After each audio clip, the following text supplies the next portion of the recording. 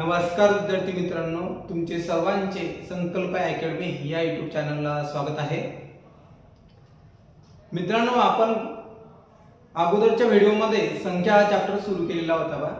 त्याच्यामधील आपण संख्यांचे काही प्रकार घेतले, जसे की नैसर्गिक संख्या, मूळ संख्या, जोडमूळ संख्या, पुन्हा समसंख्या, विषम संख्या असे प्रकार आपले झालेले होते। तर आपल्याला आज त्याच्या नंतरचा प्रकार घ्यायचा आहे। तर तो घेण्या अगोदर तुमच्यापैकी चॅनलला कोणी जर नवीन असाल तर चॅनलला सबस्क्राइब करा, लाईक करा व शेअर करा आणि व्हिडिओ शेवटपर्यंत बघायचा। मित्रांनो, जे विद्यार्थी स्पर्धा परीक्षा तयारी करताय त्यांच्यासाठी खूप महत्त्वाचा व्हिडिओ पहा, ठीक आहे? चला तर ठीक आहे, लक्ष द्यायचं सर्वांनी। आजचा पॉइंट आहे आपला पूर्णांक संख्या। काय? पूर्णांक संख्या की बाबा आता पूर्णांक संख्या म्हणजे काय हे समजून घेणं गरजेचं आहे का आपल्याला। आता पूर्णांक संख्या कशाला म्हणायचं? तर पूर्णांक संख्या म्हणजेच काय की बाबा ज्या संख्येची किंमत पूर्ण असते अशा संख्येला पूर्णांक संख्या असे म्हणतात। आता बाबा पूर्ण संख्या तुम्हाला तर समजलं की बाबा ज्या संख्येची किंमत पूर्ण असते त्या संख्येला पूर्णांक संख्या असे म्हणायचं। पण मग त्या अशा कोणत्या संख्या आहे की लक्षात ठेवा मित्रांनो की बाबा शून्यासहित जेवढ्याही नैसर्गिक संख्या आहे, शून्यासहित जेवढ्याही नैसर्गिक संख्या आहे त्या सर्वच्या सर्व पूर्णांक संख्या आहे। समजलं का? शून्यासहित जेवढ्याही नैसर्गिक संख्या आहे ना त्या पूर्णांक संख्या आहे, एवढं तुम्हाला कळालं असेल। पहा, तुम्हाला असा प्रश्न विचारला की बाबा सर्वात लहान पूर्णांक संख्या कोणती, तर तुम्हाला ऑप्शन राहील 0, 1, 2, 3, 4 याच्यापैकी कोणती सांगणार तुम्ही? बाबा शून्य। शून्य का? कारण की शून्यापासूनच पूर्णांक संख्येची सुरुवात होती। क्लिअर झालं? ओके, चला तर ठीक आहे, पाहू मग आता आपण की बाबा काय पूर्णांक संख्या। पूर्णांक संख्या काय? ज्या संख्येची किंमत पूर्ण असते तिला पूर्णांक संख्या म्हणतात। पण तुम्हाला इथं दाखवलेलं सुद्धा आहे 0, 1, 2, 3, 4, 5 अनंतपर्यंत काय पूर्णांक संख्या आहे। ओके, मग काय आता बाबा ही पूर्णांक संख्या समजलं तुम्हाला। मग आता आपण पाहू अपूर्णांक संख्या।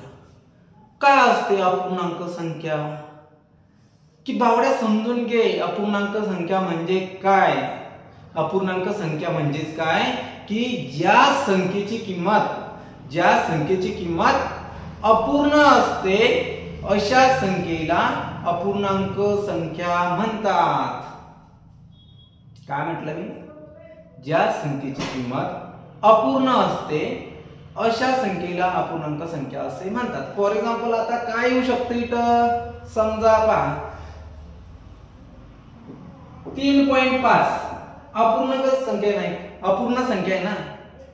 ओके का? मी जर म्हणला 8/4 हे तर पूर्णांक होणार आहे भागाकार केल्यावर, 4 1 4 4 2 8। बट मी असं म्हणलो 9/5 का आली? अपूर्णांक संख्या।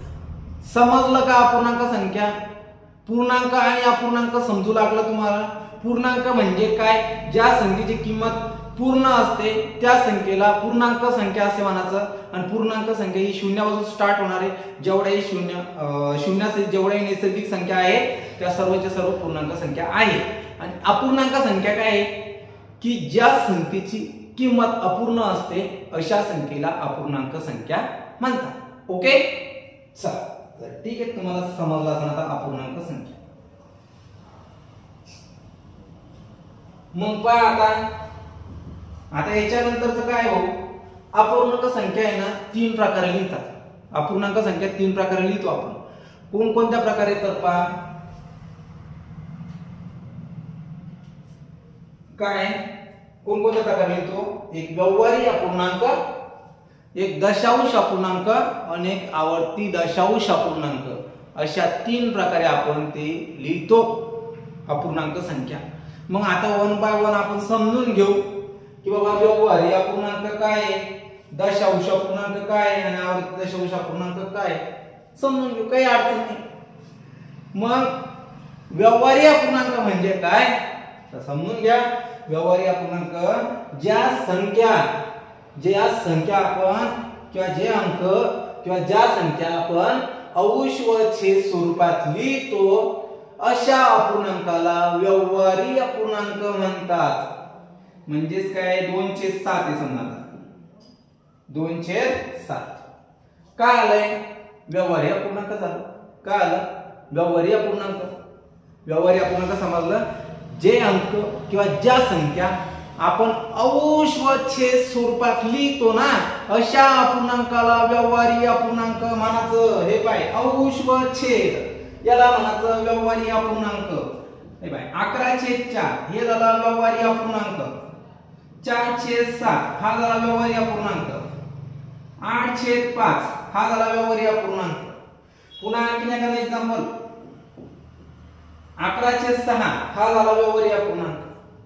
तुम्हाला व्यवहारी अपूर्णांक समजला का? ओके ठीक आहे. चला मग आता समजू दशांश अपूर्णांक. दशांश अपूर्णांक म्हणजे काय तर समजून घ्या. दशांश अपूर्णांक कसा लिहितो आपण मित्रांनो. व्यवहारी अपूर्णांकाचं उत्तर जर समजा दशांश मध्ये येत असेल तर तो कोणता अपूर्णांक येणार दशांश अपूर्णांक. म्हणजेच कसं पहा की बाबा आता पहा एक आपण काय करू व्यवहारी अपूर्णांक लिहू. हे व्यवहारी अपूर्णांक आहे. आता याचं उत्तर आहे आपण या ठिकाणी काय करतोय पॉइंट मध्ये काढतोय बरोबर आहे का. म्हणजे दशांश मध्ये बेसकी 12 13 मधून 1 गेला सॉरी बेसकी 12 13 मधून 12 गेला 1 राहिला पूर्ण जात नाही. हा इथं पॉइंट घेऊन इथं 0 घेऊ 2 पंचे 10 6.5 हा कोणता अपूर्णांक झाला व्यवहारी अपूर्णांक सॉरी दशांश अपूर्णांक झाला. काय झाला दशांश अपूर्णांक.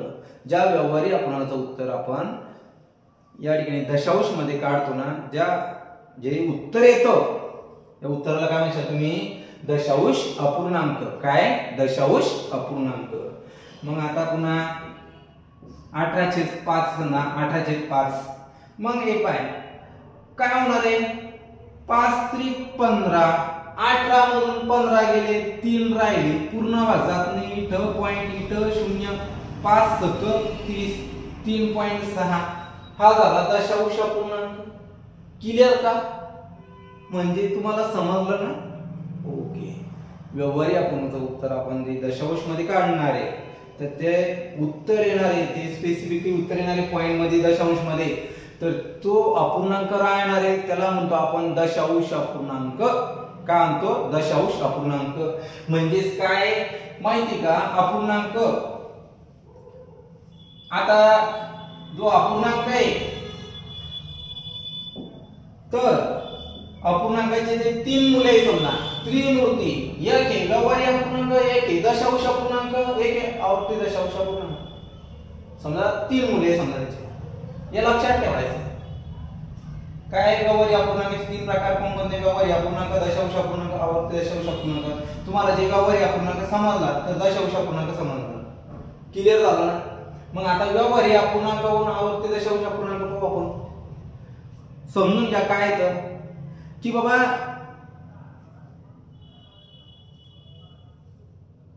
आवर्ती दशांश अपूर्णांक काय आहे ज्या व्यवहारी अपूर्णांकाचं उत्तर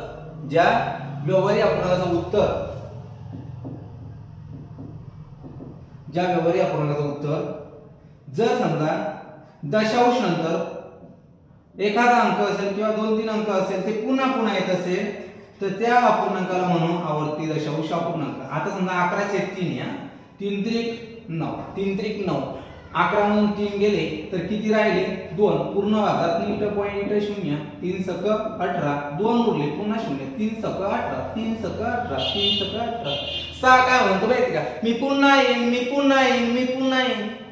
येतच चालणार आहे तो किती करतो 6 चालूच राहणार आहे.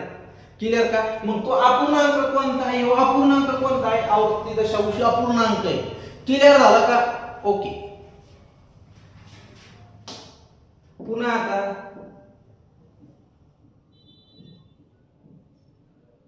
9/7 आहे समजा. आता बाय 7 1 7, 9 मधून 7 गेले, 2 राहिले, पूर्ण भागात नाही भाऊ, इथं पॉइंट इथं 0, मग 7 2 14. मग 20 मधून 14 काढले, किती राहिले? 6 राहिले, पुन्हा इथं 0, 7 8 56, पुन्हा 60 मधून 56 काढ, 4 राहिले, पुन्हा 0, 7 5 35, पुन्हा किती राहिले? 5 राहिले, पुन्हा 0, 7 7 49, 1 राहिला, पुन्हा 0, 7 1 7, पुन्हा 3 उरले, पुरा 0, 7 4 28. भाऊ हे अखंडित आहे, हे चालूच राहणार आहे, ते पुन्हा पुन्हा येणार आहे पॉइंट नंतर, दशांश नंतर. तर तो अपूर्णांक कोणता राहणार आहे? आवर्ती दशांश अपूर्णांक. क्लिअर का? ओके. चला, तर तुम्हाला हा पॉइंट समजला असेल का सर्वांना? ठीक आहे. तर मित्रांनो, याच्यानंतरचा आपण पुढच्या व्हिडिओमध्ये घेऊ. धन्यवाद.